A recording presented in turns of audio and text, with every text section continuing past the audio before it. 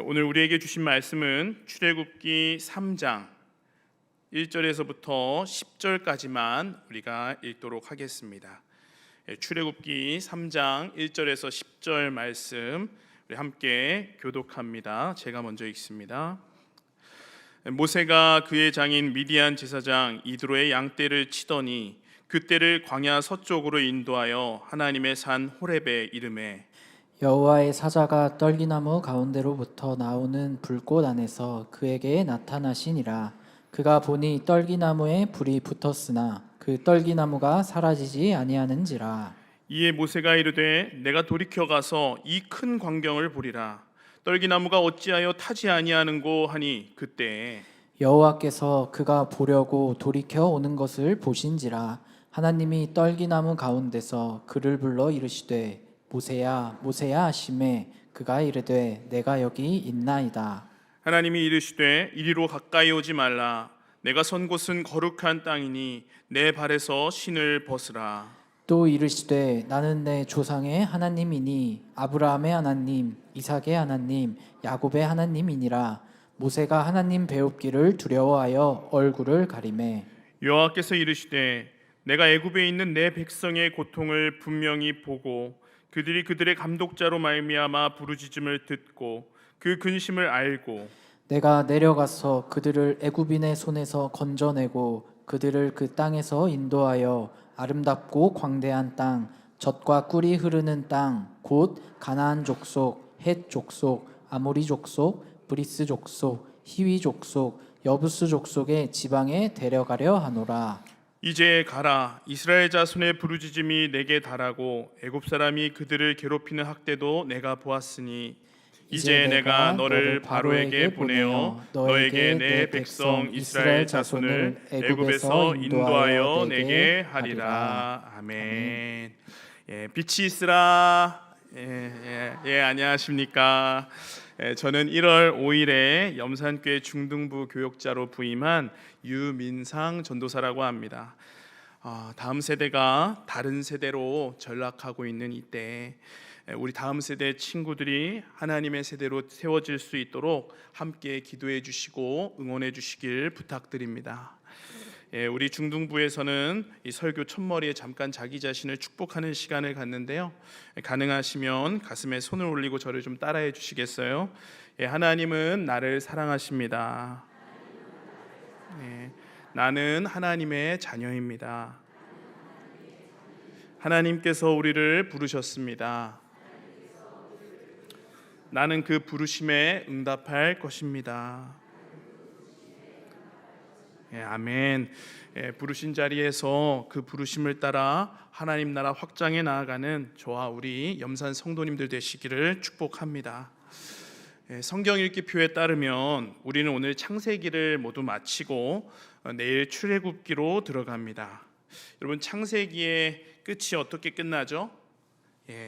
야곱의 12아들과 그 가족이 애굽에 정착한 이야기와 이 요셉이 나이가 들어 죽는 것으로 창세기가 끝이 납니다. 그리고 이어서 이 출애굽기는 하나님의 복을 받은 이스라엘 민족이 애굽에서 번성했다고 이야기를 하고 또 애굽에 새로운 왕이 등장하는 것으로 이 출애굽기가 시작이 됩니다. 400년에 가까운 시간이 지났지요. 성경은 애굽에 새롭게 등장한 왕을 보고 이렇게 표현하는데요. 요셉을 알지 못하는 바로. 다시 말해 지난날 하나님께서 요셉을 통해 애굽에 베풀어 주셨던 그 은혜를 알지 못하는 왕이 등장했다고 하는 거예요. 나아가 그는 이스라엘의 하나님을 모르는 왕이라고 하는 것입니다. 요셉도 모르고 하나님도 모르는 바로. 애굽에 새롭게 세워진 이 바로는 철저히 민족주의적이며 제국주의적 왕이었습니다. 하나님께서 복을 주셔서 이스라엘 민족이 바다의 모래와 같이 번성했는데 이것을 본 바로는 위기의식을 갖지요. 이스라엘 민족이 우리보다 더 강해졌다. 전쟁이 일어나면 이들이 다른 마음을 품고 적군과 연합할 수도 있다.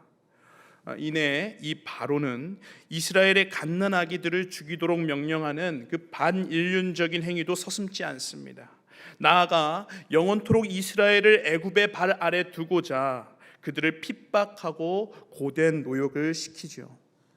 출애굽기는 바로 이렇게 고통받는 이스라엘의 부르짖음을 들으시고 하나님께서 이스라엘을 구원하시고 나아가 그들을 하나님 나라의 백성으로 세우시는 놀라운 구원 이야기입니다. 제가 사랑하기로 작정한 우리 염산의 성도님들, 저와 여러분, 하나님께서 죄와 사망의 권세로 포로되었던 저희를 구원하시고 하나님 나라 백성으로 세워주신 것이 이스라엘만의 이야기가 아닌 오늘 우리의 이야기가 되는 줄 믿습니다. 2025년 상반기 우리가 계속해서 이 출애굽기를 묵상하면서 썩어져가는 옛 구습을 벗어버리고 약속의 말씀을 붙들며 풍성한 열매 맺으시기를 예수님의 이름으로 다시 한번 축복합니다.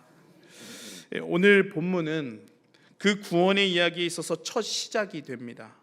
오늘 본문 우리가 같이 한번 읽어보면 좋겠는데요. 출애굽기 3장 1절에서 4절 우리가 같이 한 목소리로 읽겠습니다. 시작. 모세가 그의 장인 미디안 제사장 이드로의 양떼를 치더니 그 떼를 광야 서쪽으로 인도하여 하나님의 산 호렙에 이르매 여호와의 사자가 떨기나무 가운데로부터 나오는 불꽃 안에서 그에게 나타나시니라. 그가 보니 떨기나무에 불이 붙었으나 그 떨기나무가 사라지지 아니하는지라. 이에 모세가 이르되 내가 돌이켜 가서 이 큰 광경을 보리라. 떨기나무가 어찌하여 타지 아니하는고 하니 그때 여호와께서 그가 보려고 돌이켜 오는 것을 보신지라. 하나님이 떨기나무 가운데서 그를 불러 이르시되 모세야 모세야 하시매 그가 이르되 내가 여기 있나이다. 아멘. 오늘 본문에 하나님께서 한 사람을 부르십니다. 그 사람이 누구죠? 우리가 너무나도 잘 알고 있는 모세입니다. 그는 지난날 40년간 이집트의 왕자로 지냈습니다.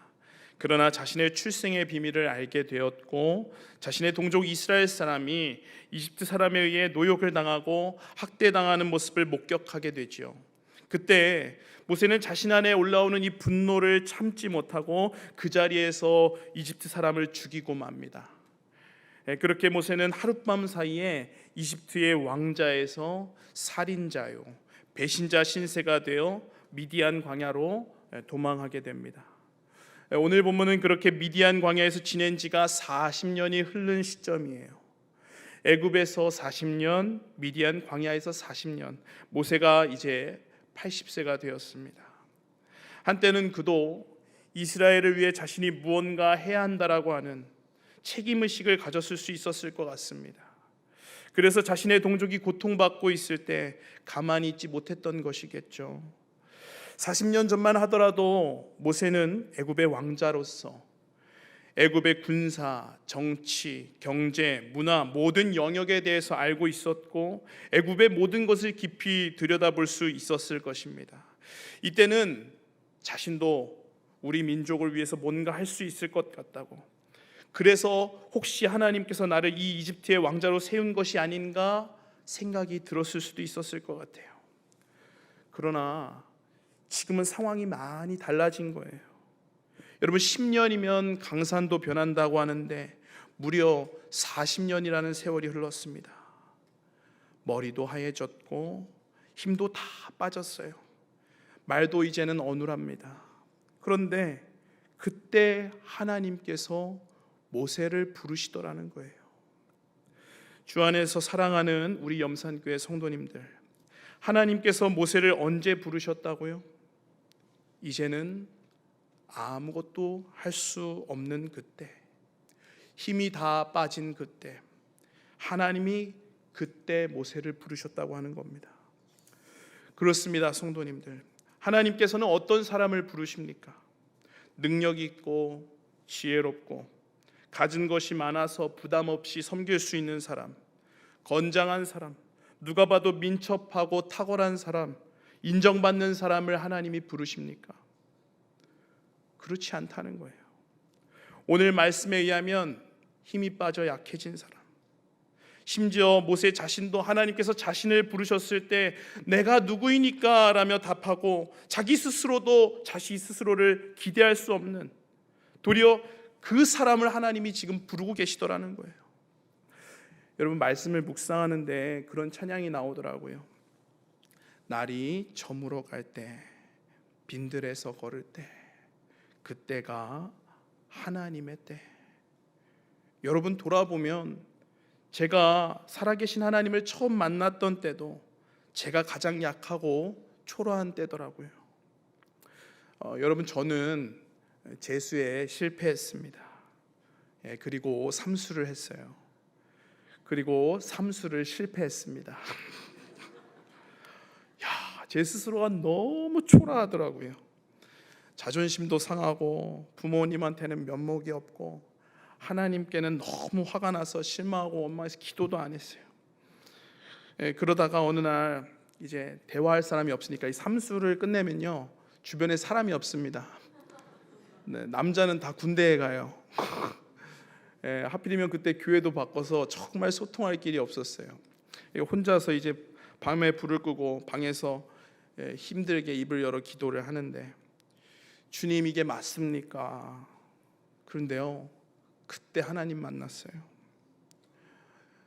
너는 특별하대요. 특별하긴 하죠. 사수생이 어디 흔합니까? 근데 그렇게 위로를 해주시더라고요. 그렇게 만났어요. 여러분, 이것이 비단 모세와 저만의 이야기입니까? 여러분이 하나님을 만났던 때, 하나님의 자녀로 부름받았던 그때는 어떤 때입니까? 여러분이 인생에서 성공했을 때예요? 그때 하나님이 여러분을 부르셨나요? 여러분이 많은 것이 준비되고 성품이 다듬어졌을 때, 그때 하나님을 여러분이 만났어요? 그렇지 않죠. 여전히 연약하고, 여전히 추악하며 부족하고 자격이 없는 그때, 아니 그 어느 때보다도 약해지고 무너진 그때, 내 마음이 한없이 낮아진 그때 하나님께서 저와 여러분을 만나주시지 않았냐는 거예요. 사랑하는 우리 염산교회 성도님들, 어떠한 현실적인 이유들로 하나님의 부르심을 제한하지 않으시기를 바랍니다. 날이 저물어 갈 때, 빈들에서 걸을 때, 약할 때 강함 되시네, 그때가 하나님의 때임을 신뢰하시기를 바랍니다. 도리어 우리가 약할 때 그때 하나님이 우리를 통하여 일하시고 하나님이 드러나시더라는 거예요.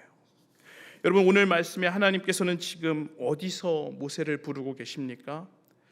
떨기나무에서 모세를 부르고 계시대요. 여러분, 이 떨기나무는요, 광야와 같이 건조한 지역에서 이 자생하는 키 작은 가시덤불의 관목류의 가시덤불이라고 합니다. 사실 외형적으로 보면 볼품이 없고 앙상하며 무엇보다 광야에서도 흔히 발견되는 게 이 떨기나무라고 해요. 광야에 햇빛이 뜨겁게 내리쬐잖아요. 그럼 땅이 뜨겁게 가야 되면 가끔 떨기나무에 불이 붙는다고 합니다. 그럼 광야에서 떨기나무가 불에 타는 것은 흔히 일어나는 현상이라고 하는 거예요. 여러분, 그런데 하나님께서 지금 어디에 임하셨다고요? 이 볼품 없는 떨기나무, 광야에 흔히 서식하는 떨기나무에 임하셔서 모세를 부르셨다는 거예요. 여러분, 저는 그런 상상을 합니다. 모세는요, 광야에서만 80년을 보낸 사람이죠. 이집트에서 40년, 미디안 광야로 도망쳐서 40년, 그리고 가나안 땅으로 들어가는 과정에서 이스라엘 백성이 불순종해서 다시 40년, 그렇게 80년을 광야에서 보낸 사람이잖아요. 그 수많은 광야의 세월을 보내는 동안 그는 어떻게 그 부르심의 직분을 감당할 수 있었을까? 저는요, 이 모세가 불붙은 떨기나무를 절대로 잊지 못했을 거라고 생각을 해요. 처음 하나님 만난 그날을 어떻게 잊겠어요? 그래서 그 수없이 광야를 떠돌아다니며 그 떨기나무를 목격할 때마다, 그래, 저 흔한 떨기나무, 저 사라질 것 같은 떨기나무, 거기에 하나님 임하시니까 불타지 않았지, 사라지지 않았지, 그 하나님 떠올리지 않았겠어요? 사랑하는 여러분, 저는 지금 돌아봐도 지난날 제가 너무나도 형편없고 초라했다고 여깁니다. 그런데 저에게도 하나님께서 임하시니까 제가 지금 이 길을 걷고 있더라는 거예요. 날이 저물어 갈 때, 빈들에서 걸을 때, 그때가 하나님이 부르시는 때입니다. 하나님이 임재하니까 그 볼품없고 왕성한 떨기나무도 타서 쓰러지지 않고 활활 불타올라 하나님의 사람을 세우는 통로가 되더라는 거예요. 내가 연약하여도 하나님이 임재하시면 하나님 앞에 쓰임 받는 사람이 될 수 있다는 사실을 믿으시는 저와 여러분 되기를 축복합니다. 여러분, 한 가지 반드시 짚고 넘어가야 할 것은요, 요한복음 15장 5절에 보면 나는 포도나무요 너희는 가지라. 그가 내 안에 내가 그 안에 거하면 사람이 열매를 많이 맺나니 나를 떠나서는 너희가 아무것도 할 수 없습니다. 그가 내 안에, 내가 그 안에 거하면 사람이 열매를 많이 맺는데요, 하나님이 우리 안에 거하시면 저와 여러분을 통해 많은 열매 맺을 수 있게 되는 줄 믿습니다. 여러분, 도리어 나를 떠나서는, 하나님께서 지금 나를 떠나서는 너희가 아무것도 할 수 없대요. 늙어서 안 되는 게 아니고요, 없어서 안 되는 게 아니에요. 하나님이 임재하시지 않은 그 부재의 생태가 하나님이 일하실 수 없는 때라는 거예요. 나는 내 삶을 지금 무엇으로 불태우고 있는가, 여러분 돌아보시기 바랍니다. 우리의 유일한 힘이자 능력은 하나님께로부터 난다는 사실을 알고 계시다면 절대로 하나님과의 관계를 놓치지 않으시기를 바랍니다. 믿음의 행진, 무엇으로요? 성령의 능력으로요. 돌아보면 사도행전에서 제자들이 활동하기 가장 좋았던 시기는 예수님이 다시 살아난 직후였습니다. 제자들에게 다시 모습을 보이신 그 이유 아니었겠어요? 와, 진짜 죽어도 살아나네. 예루살렘에서도 예수님이 다시 살아났다는 소문이 무성했어요. 그러나 정작 제자들을 멈춰 세우신 분은 다름 아닌 예수님이셨습니다. 왜요? 약속한 성령을 받게 하시려고. 마가의 다락방에 모여서 먼저 기도하도록 제자들을 멈춰 세우시지 않았습니까? 왜 그렇다고요? 너희 안에 성령 하나님이 거하셔야만 능력이 나타나니까. 아무리 숭고한 정신과 남다른 의지가 있을지라도 하나님의 일은 어떻게 감당해야 한다고요? 반드시 성령 하나님이 저와 여러분 안에 거하셔야 한다는 사실입니다. 아멘. 그렇습니다. 사랑하는 염산교회 성도님들, 저와 여러분, 이번 한 해 성령의 능력으로 활활 타올라 사람이 보기에는 볼품이 없어도 하나님의 일을 능히 감당할 수 있는 저와 여러분 될 수 있기를 예수님의 이름으로 기도하고 축복합니다. 여러분, 그럼 하나님께서는 하나님의 일을 어떻게 성취해 가시는가 우리가 묵상해 보기를 원하는데요, 우리 오늘 본문 출애굽기 3장 7절에서 10절 한 목소리로 읽겠습니다. 출애굽기 3장 7절에서 10절입니다. 시작. 여호와께서 이르시되 내가 애굽에 있는 내 백성의 고통을 분명히 보고 그들이 그들의 감독자로 말미암아 부르짖음을 듣고 그 근심을 알고 내가 내려가서 그들을 애굽인의 손에서 건져내고 그들을 그 땅에서 인도하여 아름답고 광대한 땅, 젖과 꿀이 흐르는 땅, 곧 가나안 족속, 헷 족속, 아모리 족속, 브리스 족속, 히위스 족속, 여부스 족속의 지방에 데려가려 하노라. 이제 가라. 이스라엘 자손의 부르짖음이 내게 달하고 애굽 사람이 그들을 괴롭히는 학대도 내가 보았으니 이제 내가 너를 바로에게 보내어 너에게 내 백성 이스라엘 자손을 애굽에서 인도하여 내게 하리라. 아멘. 여러분, 하나님께서 왜 모세를 부르셨습니까? 7절에 보면 내가 애굽인의 손에서 애굽에 있는 내 백성의 고통을 분명히 보고 그들의 부르짖음을 듣고 그 근심을 알고 모세를 부르셨다고 해요. 애굽의 고된 노역으로 이스라엘의 고통이 극에 달했고 그 이스라엘의 부르짖음이 하나님 앞에 상달되어 하나님께서 이스라엘을 구원하시겠다고 말씀하시는 거예요. 여러분, 하나님의 마음과 시선을 우리가 가질 수 있기를 원합니다. 여러분, 언제나 하나님의 일은요, 하나님의 애통함을 가진 사람으로부터 시작되더라고요. 보이지 않던 것들이 보이기 시작하는 때가 있습니다. 여러분, 제가 군대에 있던 때인데요, 군대 교회에서 이제 예배를 드리는데 예배를 드리는 병사들도 몇 명 없고 예배당에 예배를 드리러 온 군인들도 다 졸고 있는 거예요. 제가 그날 우연히 이 장교님의 자녀를 돌보느라 예배당 뒤편에 있는 유모실에서 예배를 드렸거든요. 그런데 뒤에서 보니까 이 광경이 너무 안타까운 거예요. 그날 제가 부대로 돌아가서 그런 기도를 드렸습니다. 하나님, 교회에 십자가만 걸려 있다고 이게 예배당입니까? 기도를 하는데 하나님께서 갑자기 그 교회를 향한 애통한 마음을 엄청나게 부어주시는 거예요. 계속 기도하는 가운데 하나님께서 제게 그런 음성을 들려주시더라고요. 너의 교회는 여호수아 군 교회니라. 여러분, 저는요 군대 들어오기 전에 세문안교회를 다니는 평신도 청년이었습니다. 너희 교회는 여호수아 군 교회니라? 제 자신을 돌아보니까 저는 기도를 한다고 하면서도 여전히 세문안교회에 속한 저와 친한 친구들, 세문안의 형, 누나, 동생들을 위해 기도했고 세문안교회에서 제가 섬기던 부서들을 위해 기도했습니다. 그들과 소통하기를 원했고 그들과 이야기하는 것이 즐거웠어요. 휴가가 되면은 그들과 놀 생각을 하고 있었어요. 그게 저의 군생활의 유일한 위로였습니다. 그런데 하나님께서 한마디 하신 거예요. 너의 교회는 여호수아 군 교회니라.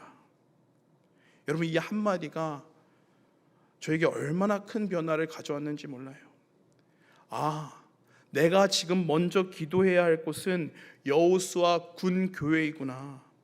내가 지금 마음을 열고 소통하고 교제해야 하는 이들은 전우들이었구나.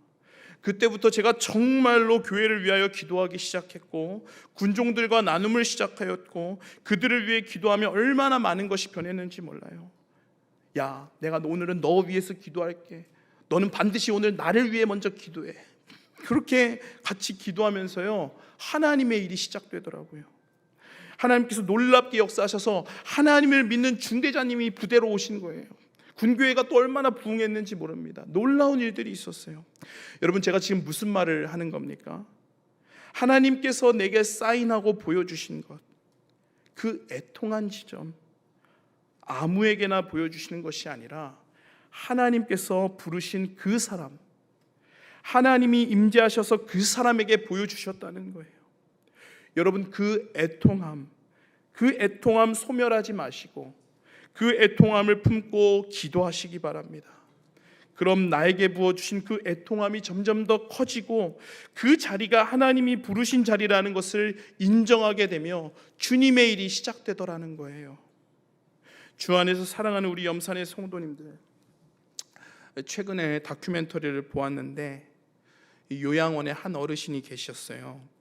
그런데 간호사가 보니까 이분이 몸도 쇠약해질 대로 쇠약해지고 이제 정말 갈 때가 다 되셨다고 느꼈대요. 그런데 며칠이 지나도 계속 호흡이 붙어 있는 거예요. 못 가고 계신 것 같더래요. 그래서 이 간호사가 이 어르신에 대해서 좀 알아보니까 이 수소문을 해보니 이 어르신이 자녀가 있는데 아들과 대판 싸우고 20년간 등지고 산 거예요. 청력은 마지막까지 그 기능을 상실하지 않는다고 하잖아요. 그래서 이 간호사가 어르신한테 이야기했어요. 어르신 아직 뭐 해야 할 일이 있으세요? 자녀 보고 싶으세요? 자녀가 한 번도 안 찾아오니까 뭐 있으세요? 보고 싶으시면 눈을 끔뻑끔뻑 해보세요 하니까 눈을 끔뻑끔뻑 하더래요. 대부분의 부모가 그렇듯 이분도 자녀 보기 원했던 거죠. 그래서 이 간호사가 자녀분하고 연락을 했습니다. 그리고 아드님이 병원에 찾아오셨어요. 아들이 와서는 아버지 손을 꼭 잡고 아버님 용서해 주세요. 나도 용서할게요 하면서 눈물을 흘렸는데 그리고 나서 이 아버지가 2분도 안 되어서 돌아가셨대요. 여러분, 이분이 믿음이 있으신 분인지 아닌지는 모르겠습니다. 그러나 우리 모두에게는 해결해야만 하는 그 애통한 지점이 있는 줄 압니다. 여전히 내 자녀가 교회를 다니지 않고 여전히 내 부모가 하나님을 알지 못하고 또 나와 담을 쌓고 지내는 누군가, 여러분 이제는 하나님의 시선으로 그를 보며 품으실 수 있기를 바랍니다.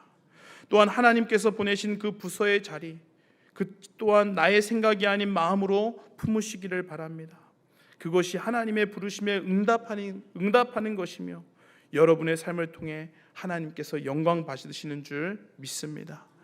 말씀을 정리합니다.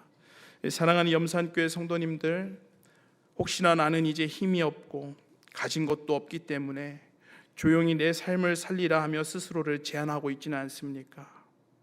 오늘 내가 하나님의 일을 감당하는데 가로막는 그것은 무엇입니까?